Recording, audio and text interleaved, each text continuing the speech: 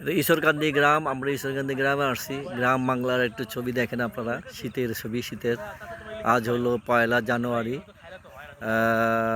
পৌষ মাস চলতেছে। তো আমরা পৌষ মাসের একটা পরন্ত বিকালে আমরা আসলাম। এটা ঈশ্বরকান্দি। আমার সামনে বড় পশ্চিম দিকে যে সূর্য দেখতেছে, পশ্চিম দিকে অস্ত আছে।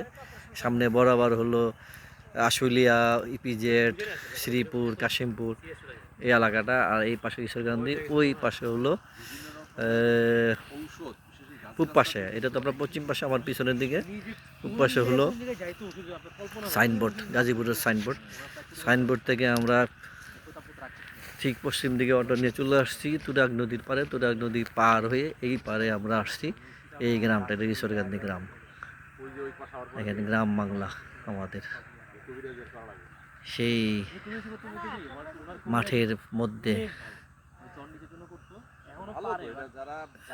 টক টকবরের গাছ, যেগুলা জঙ্গলি পরে আমরা ছোটবেলায় কাঁচা পাকা খেতাম, সেই গাছগুলো দেখেন কত সুন্দর। আমরা এখনো মিস করি, যারা আমরা প্রবাসে থাকি তারা তো অবশ্যই মিস করি।